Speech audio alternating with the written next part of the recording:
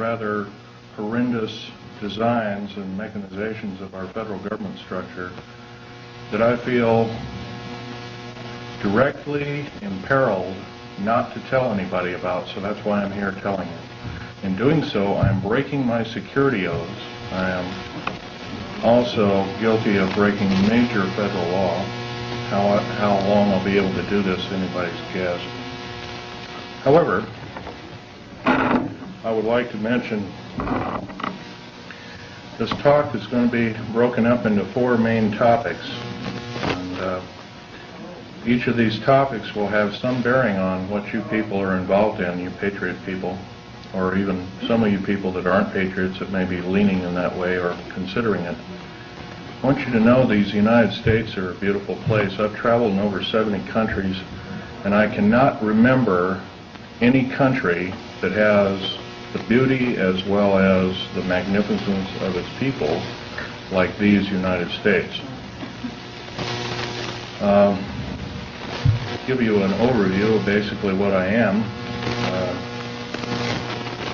I started off, went through engineering school, which half of my schooling was in the field.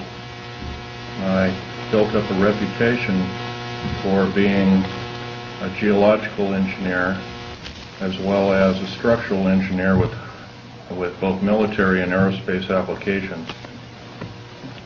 I have helped build 2 main concern bases within these United States that have some significance as far as what is it called the New World Order.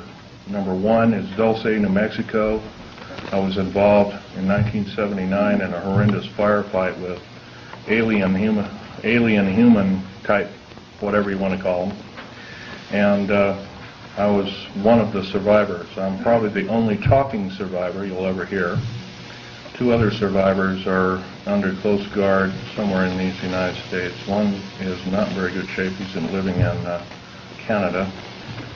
So I'm about the only one around that knows the firefight, that knows all the detailed files of the entire operation. 66 Secret Service agents, FBI and the like, Black Berets died in that firefight.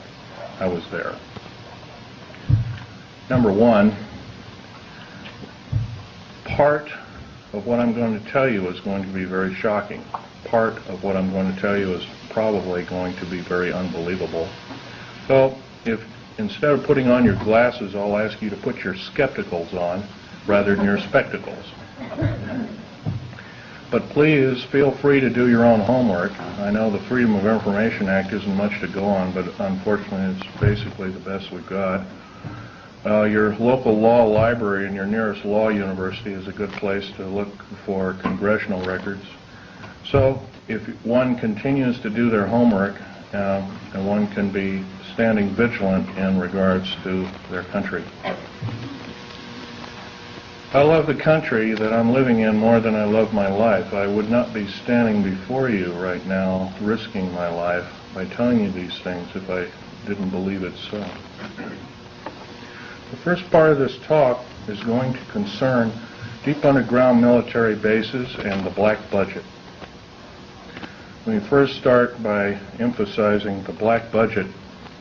The black budget is a secretive group, basically a secret budget.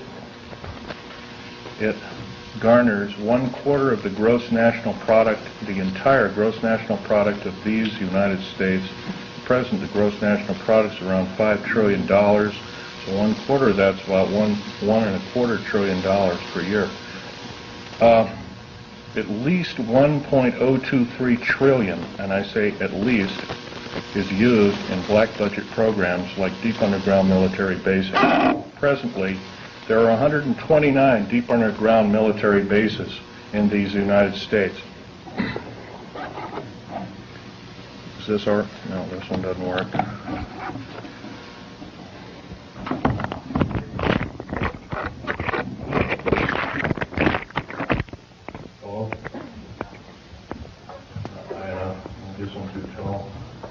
Anyway, of these 129 bases, they've been building them day and night unceasingly since the early 40s. Some of them were built even earlier than that. These bases comprise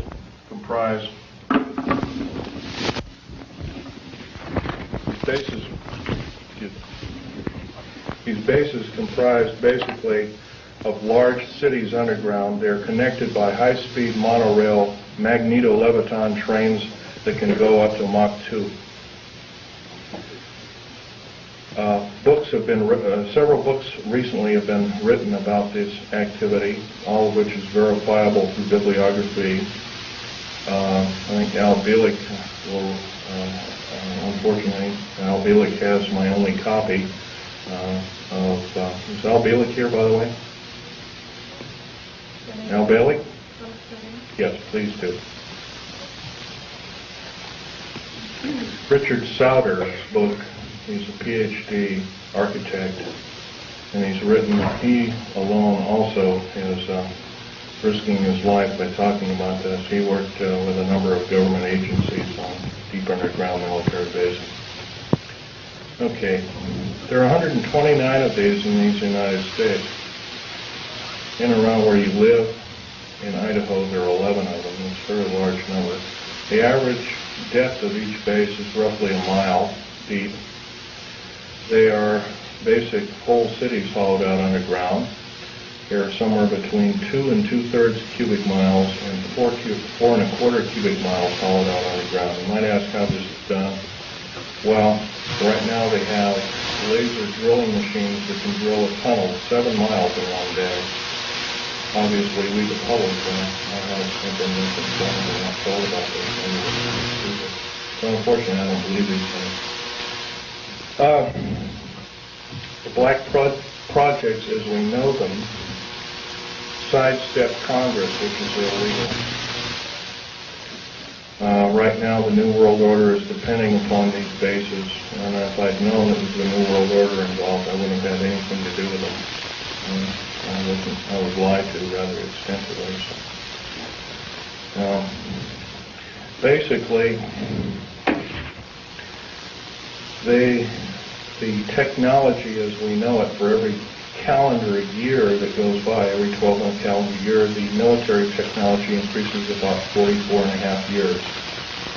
This is why it's easy to understand that back in 1943 they were able to create through vacuum tube technology, a ship that literally disappeared from one place and reappeared 400 miles later in another place.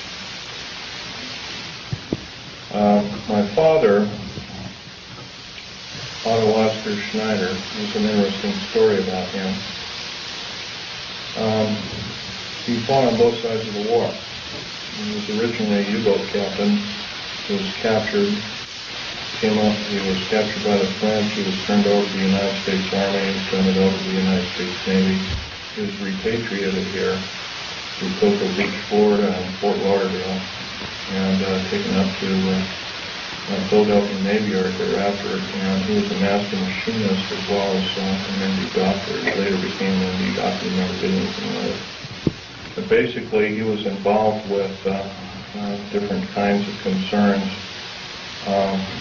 such as A-bomb and H-bomb and Philadelphia experiment and these other kinds of projects. His groundwork, he invented a camera, a high-speed camera that took pictures of the first atomic tests in Bikini Island on 12th of July 1946, to which I have original photographs of, which show unidentified flying objects fleeing the bomb site at a high rate of speed. Bikini Island at the time was infested with the things in various depths of its waters. The natives always saw them. The natives had problems with their cattle, basically pigs is what they raised, and other things. Although this story has never come out, this is basically what happened. So at that time, through General MacArthur and others, they felt that, in fact, General MacArthur was coined in saying the term, the very next world war we have will be the war of, not with people from planet Earth, but from aliens or people from other planets. this man was, if we hadn't had him during World War II, we wouldn't be here today. Anyway, my father had laid the groundwork with theoreticians about Philadelphia experiment and other experiments. What does that have to do with me? Other than the fact of that, all I can say is that if it wasn't for... See, he never told us kids this, and he kind of kept it secret until a couple of weeks before he died. I kind of regretfully say that. I don't agree with what he did on the other side of the pond in Nazi Germany, but I'll tell you one thing. I think he had a lot of guts in coming here and doing what he did. He was hated in his own land. In fact, there was a $1 million in gold reward for anybody who could kill him. Just bring the picture back of the dead person, and it never happened.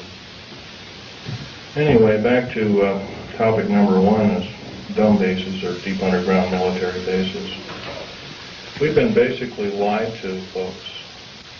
We've been lied to a long time. Number one, the alien question.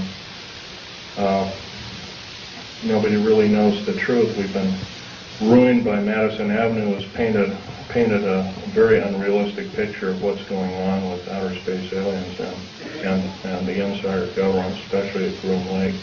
This particular facility, the hat shows, this wasn't the original insignia. This is kind of like a local fish wrapper type insignia. And the original insignia had a skunk on it because I was part of the infamous skunk words. So anyway, this particular base originally is housed up to 117 live alien critters, or whatever you want to call them. Right now, it's not housing much of anything. Most of the stealth hardware has been removed. They moved it over to Kirtland Air Force Base. First of all, I want to tell you about aliens and the alien agenda. Back in 1954, under the Eisenhower administration, the federal government decided to circumvent the Constitution of the United States and form a treaty outside of the borders of the United States, within the borders of the United States, basically a treaty from entities outside of the borders of the United States, and it was supposed to be secret. It was called the Greada 1954 Treaty, G-R-E-A-T-A, Greada 1954 Treaty.